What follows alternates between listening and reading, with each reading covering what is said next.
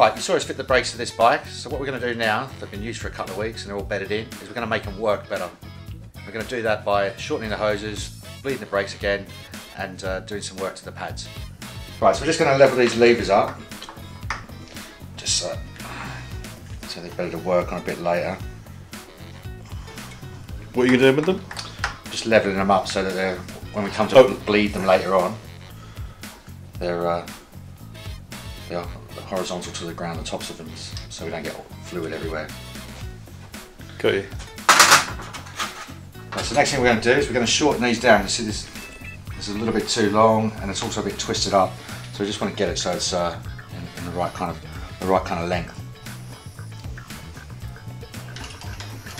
So I'm going to disconnect the hose. Right, so I'm just going to unscrew the hose from the lever. And we're doing it at this end so we don't get fluid all over the pads and on the floor.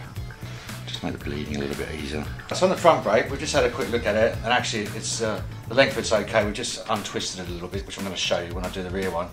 But if you have a look at the rear one, it sort of comes out and goes round in a snaky kind of way, which is just a bit untidy, and also it's not as effective as if the hose was the right length. Right, we're going to shorten this hose down so it takes a better line around the frame there, and the first thing we're going to do that is disconnect it from the lever.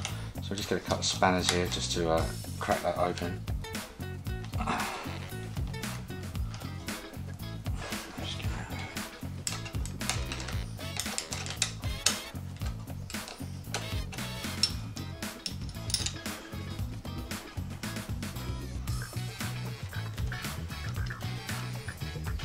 So the first thing I want to do is just slide that outer housing down. And I'm going to get the cable here, the hose, and the way I like to measure the length is to spin it round.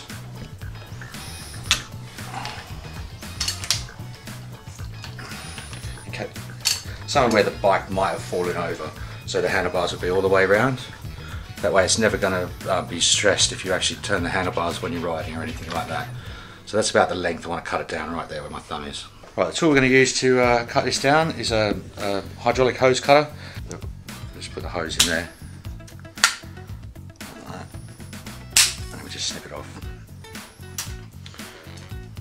Right, so we've just chopped the end of the hose off. You can see it's got the barb that goes into the hose, which also goes into the lever, and it's also got an olive on it. You can't reuse these, so that's got to go into the bin. Okay, so we've got to get these 3 bits on the end of the hose before we connect it back up to the lever. So we've got the compression nut here, which will squash the olive. We've got the olive, and then we've got the barb that actually goes into the hose and then into the lever as well. It's easy to forget what order you put these on in, or to miss it out, so just check it before you screw it all together, because otherwise you'll start again and need new bits. Okay, so we're just going to slide on the compression nut. I'm going to get our olive, slide that on as well. And I get the barb, and that just pushes in.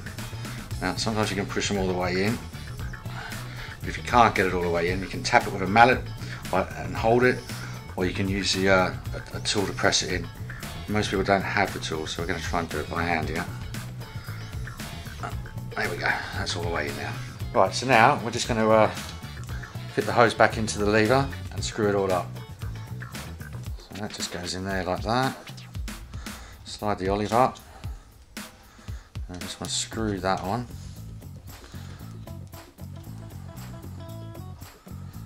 Hold the hose so it doesn't twist up when you're actually trying to do it. So just get our spanner, and we just want to lock this compression nut up so it crushes the olive and keeps it all nice and sealed. It stops it coming out whenever we're using the brakes or if it gets pulled on. See that it's made the hose curl up a bit, so what we're going to do is just back it off a little bit here.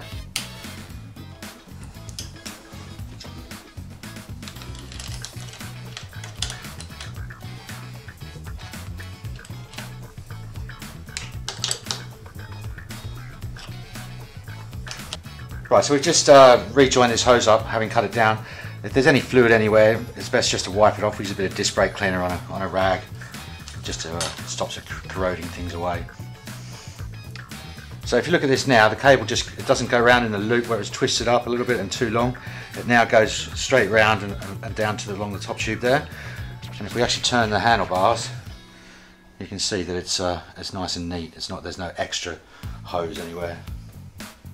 Right, so we're going to we just shorten the hoses down on this so they don't get caught in anything. They're nice and neat. And now what we're going to do is we're going to bleed the brake. So the first thing we're going to do is we're going to connect up the bottle there onto the bleed port, and then we're going to take the brake pads out and the wheel out, just so we don't get them contaminated with fluid if there's any getting splashed around. And we'll put a block in there to make sure the pistons stay open. And then we're going to open up the top here at the reservoir, take the cap off, and I'm going to show you how to bleed this brake. Right, so let's just get this wheel out to start with. We're going to take the brake pads out. Just undo this bolt. It stops them coming out of the caliper.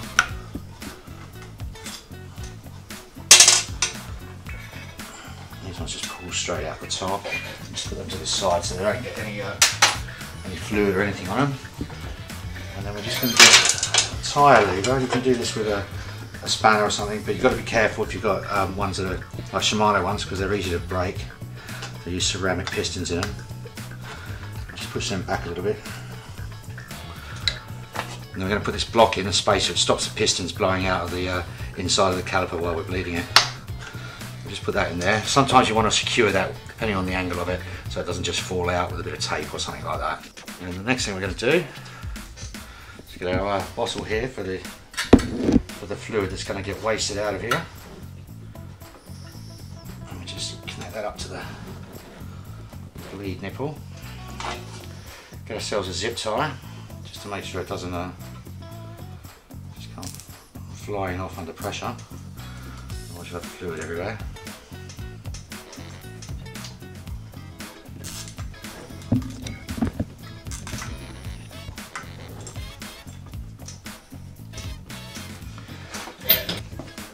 Get a pair of pliers and actually pull the zip tie tight.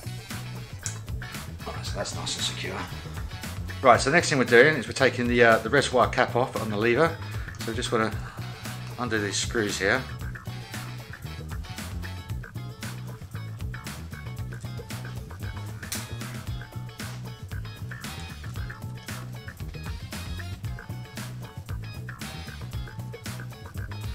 Just be a bit careful when you take this off. Kind of sealed on. Underneath there's a diaphragm as well. So I'm going to try and keep that intact rather than breaking it. So we'll just put that to the side. And you'll see that's where the main amount of fluid is for the brake system. Okay, so now we're going to bleed this brake.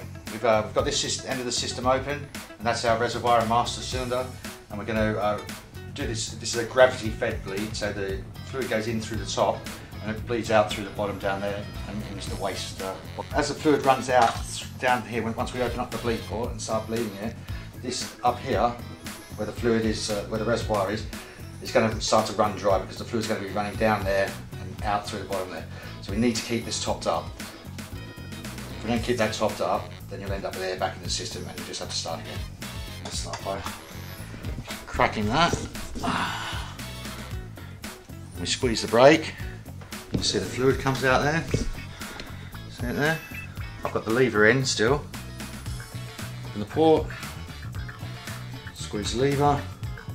Close the port. Let the lever open. Before we do a bit more bleeding, we're just going to fill this reservoir back up. Down the bottom here again to the bleed port. We open it up about a quarter of a turn. Pull the lever and you see the fluid comes out. And we'll just do it back up, and then we let the lever out again. Repeat this process, open it up, pull the lever in, you can see there's some little air bubbles in there, and we let the lever back out. So we open up the bleed port, pull the lever, and tighten it back up. Now it's time to check the fluid again. You can see it's getting pretty empty in there. I'll just fill that up. Got the bleed port, pull the lever, close the bleed port, open the lever, open the port, squeeze the lever. This is just pumping the fluid all the way down through the system.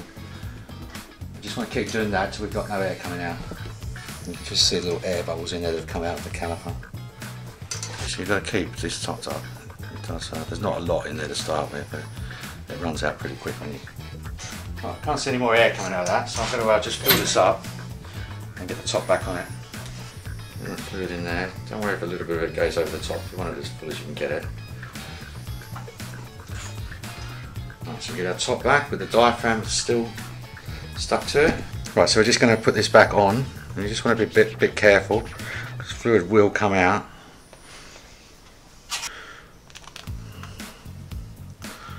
Pop them back in. So just screw that down. And you can see there the fluid's coming out the side. Just don't worry about that. It just means the system's full. If the fluid's not coming out when you're doing this, you've done it wrong.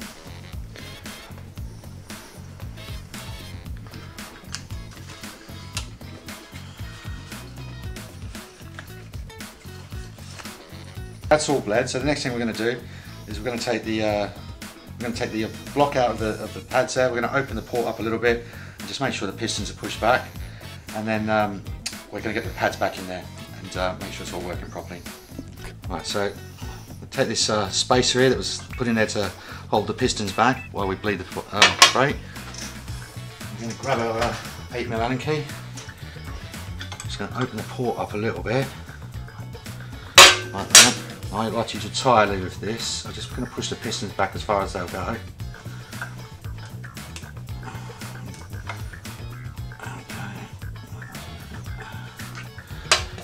We do our bleed port back up, and then we do a set of pair of cutters. I'm going to just cut the zip tie off and take this bottle off.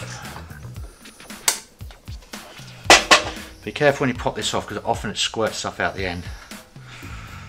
Don't want to get in your eyes or anything like that. Right, so we take that away. It's time to get the pads back in. Right, so this is a top tip here. This will help you with brake squeal. There's loads of stuff out there online that tells you what to do, you know, to stop them squealing. But this really is one of the most effective things, along with what we're going to do next. So we're going to chamfer the edge, the leading edges, and the trailing edge off the brake pad there. Think about this like towing in your brakes on a normal caliper brake, you know, like a road brake or something like that, or a V brake. That's basically what we're doing. We're stopping this edge from actually biting on the disc when it's applied to the caliper. Oh, sorry, to the rotor. So yeah, let's get that done. Okay, so you saw us grind down the leading edges of the brake pads there, stop them vibrating when they actually get applied to the rotor. The next thing we're going to do, and this is the sort of thing they do with the car brakes when you take a car to the garage to have the brake pads done. So we're going to get some copper slip, or just copper grease. I'm going to just put that on the back of the pads. This stops them squealing. So you don't need a lot. Right, so we just get some copper grease on the back of these. This stops them vibrating and takes the squeal away, the same as they do with car brakes. Right, it's time to get them back in the bike now. So just pick up the first pad, slide the spring on, and then get the other pad, get that on there as well. And then it's a bit precarious sometimes, but just squeeze them together, just hold them like that, and then we're going to grab them here to as we feed them into the top of the caliper. Right, so we're just going to put the pads back into the caliper now. So we've got it held at the top there, we just want to squeeze them so they actually get down in there. Just slide them down, and then we get our retaining pin here. Pop that through. We just got to jiggle them about a bit to get them lined up.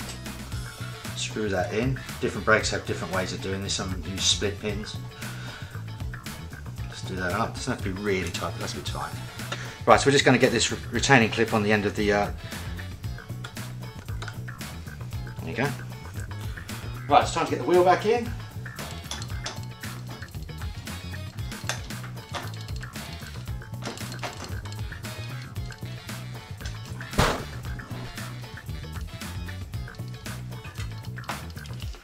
Let's just see how that feels. Alright, so that's gone all nice and solid now. Well, it's got a positive bite to it. Let's give the wheel a spin. So we've got a little bit of rub in there, so we're just going to have to centre that up a little bit. Alright, so what we're going to do now is we're going to, the caliper's just rubbing a little bit on the rotor. So we're going to loosen the caliper off. We're going to, the easiest way to do this, and hopefully it will work that way, is to loosen the caliper off, and and then we're going to squeeze the brake on, and then we're going to tighten the caliper back up, and hopefully that'll centre it up enough. Applied, we're just going to nip these up, don't do them up too tight. So the top one and the bottom one there, and then let the brake off, spin it around, but it's still got a little bit of drag on it. Right, so there's a number of ways you can do this. People talk about putting business cards and stuff in there, but really there's not enough room for that. What I like to use is a feeler gauge. I'm going to go in here and find a pretty thin one, like 0.3 of a mil. And then I'm going to loosen the caliper off again, because I can see that this one's the one on the outside here is actually rubbing. So I'm going to put the feeler gauge between the rotor and the actual pad, and just so we can see if we can just space it out a little bit. So we'll undo that.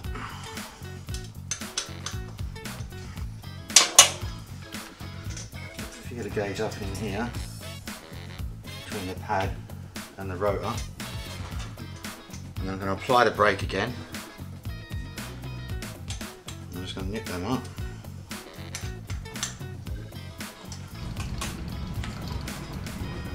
There we go, perfect. It will stop eventually. Right, so we've bled this brake. We've chamfered off the edge of the brake pads. We put copper slip on the back of them, and we've centered it all up. So now it should spin around freely, which you've probably already seen, and also it won't squeal. You can just hear it biting on the actual rotor.